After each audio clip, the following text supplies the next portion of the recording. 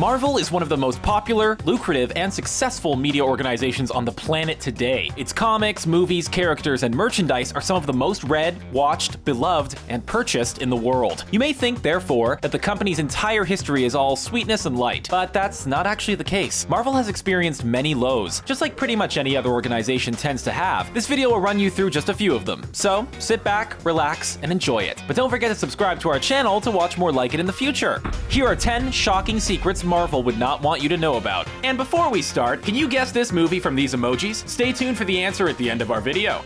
You alright with that there shield? Could have used a little more time to practice. Their movies used to be awful. If you're still fairly young, or even if you're not, you may not realize that Marvel have been making feature-length movies long before the MCU's inception and the current crop of Marvel movies. The problem is, they were absolutely awful. A feature-length Doctor Strange movie was made in 1978 as a pilot for a proposed TV series that didn't happen because the film was awful. 1986's Howard the Duck is one of the worst comic book movies ever made. 1989's The Punisher went direct-to-video, and a cheap and nasty version of Captain America was released in 1990. Moreover, in 1994, a Fantastic Four movie was made that was so bad, it wasn't even released at all. And there are a number of other horrendous early Marvel movies too. Do you think I could be president of the United States someday? They almost made some even worse movies. Now, you may think that a movie featuring a cheaply made Howard the Duck puppet was as bad as it could get for Marvel. And you might be right. But on a number of occasions, they very nearly ended up making movies that had every chance of being even worse. A few examples of Marvel movies that nearly were included a She-Hulk movie starring Bridget Nielsen, a Silver Surfer musical scored by Paul McCartney and featuring Olivia Newton-John in an important role, a Wolverine movie starring Bob Hoskins, and a Spider-Man movie in which Spidey would literally have been a human tarantula hybrid. Seriously, they really all almost happened. I'm sorry I stole the suit.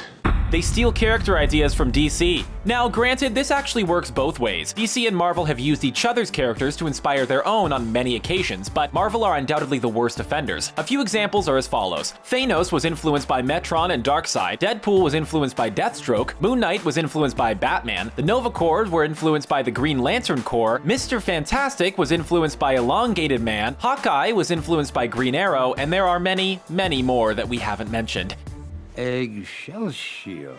They treated Stan Lee and Jack Kirby terribly for a while. Stan Lee and the late Jack Kirby are undoubtedly the two most important people in Marvel's history. Together, they created the likes of Spider-Man, Hulk, the X-Men, Captain America, and the Fantastic Four. But Marvel didn't always give them the credit they deserved for it. Marvel claimed that, because Lee and Kirby created those characters while working as their employees, they had no rights to them. But the pair understandably wanted their share of the profits when the characters became popular. Bitter legal battles ensued, lasting for years, until Lee eventually worked something out and is now heavily involved with Marvel to this day. Kirby died in 1994, however, so his situation wasn't resolved so easily. His family fought Marvel for years without a resolution until 2014, when Marvel and Kirby's family reached an undisclosed settlement, and Marvel released a statement acknowledging Kirby's huge contribution to the company throughout his life. Earth's mightiest heroes pulled us apart like cotton candy. The Avengers Age of Ultron cast threatened to quit. Marvel Studios are known to have had unsettled relationships with a number of their MCU cast members. Edward Norton and Terrence Howard were both replaced in the franchise after disputes with the studio, while the likes of Natalie Portman, Mickey Rourke, and Hugo Weaving are known to have not enjoyed some of their experiences with them. But the more established crop of actors almost had a falling out with them too. The production of 2015's Avengers Age of Ultron was actually in jeopardy when the likes of Robert Downey Jr., Scarlett Johansson, and Chris Hemsworth threatened not to show up for the movie unless the salaries they were originally offered were dramatically increased. Of course, the increase did eventually occur, and the actors did appear in the movie, but Marvel wouldn't want you to know what almost happened. I will be reinstituting Prima Nocta. Their comics used to be very sexist. Some would argue to this day that Marvel are somewhat sexist, given the distinct lack of titular female superheroes to date in their cinematic universe. But back in the day, some of their comic books were sexist in hugely inappropriate ways. There have been scenes in which the Thing wanted to spank Sue Storm. Ant-Man used to regularly domestically abuse the Wasp. Some of the female characters' costumes were shockingly inappropriate, and as recently as 2010, Marvel launched a series of female-centric comics called Girl Comics. Because, you know, girls can't read comics unless they're totally feminine. Well, that last bit was sarcasm. Call me old-fashioned.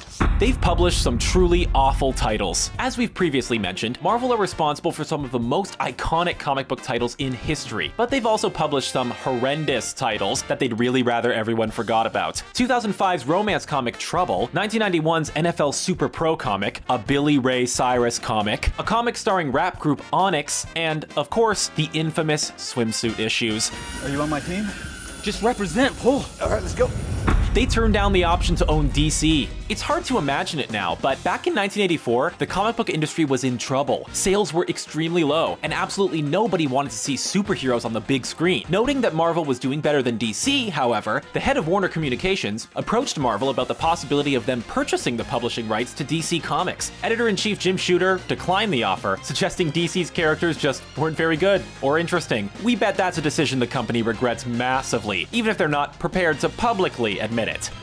I'm trying to keep you from tearing the Avengers apart. They once filed for bankruptcy. Given that Marvel is now a media powerhouse, you'd be forgiven for thinking they've ever been in any serious financial trouble. But the fact is, they once filed for bankruptcy. Between 1993 and 1996, stocks in the company plummeted from more than $35 per share to a mere $2. All Marvel could do in response was file for bankruptcy. They were at the stage where they were selling their own office equipment to gather funds. But thankfully for the company and its fans, they merged with Toy Biz and turned their attention to making the movies you know today, which resulted in a major change in their fortunes. The rest, as they say, is history. If I lift it, I then rule Asgard? Yes, of course. Michael Jackson tried to buy them. Back when the late Michael Jackson was throwing money around for fun in the 1980s, he bought the entire Beatles back catalog for Christ's sake. He actually attempted to buy Marvel Comics. The controversial King of Pop approached Stan Lee for his help, and Lee was actually willing, but the former Marvel president and chairman wasn't in charge of the company at the time, and Jackson's bid failed. Moreover, Jackson wanted to play Spider-Man in a Marvel movie, and rather crazily, lobbied extremely hard to play Charles Xavier in the first X-Men movie in 2000. This is the stupidest thing I've ever heard. Thanks for watching our video about 10 shocking secrets Marvel would not want anyone to know. Can you think of any other secrets Marvel would like to keep from everyone? And the answer to the movie emoji is... Did you get the right answer? Let us know in the comments below. And don't forget to like the video and subscribe to Screen Rant for more fun videos like this one.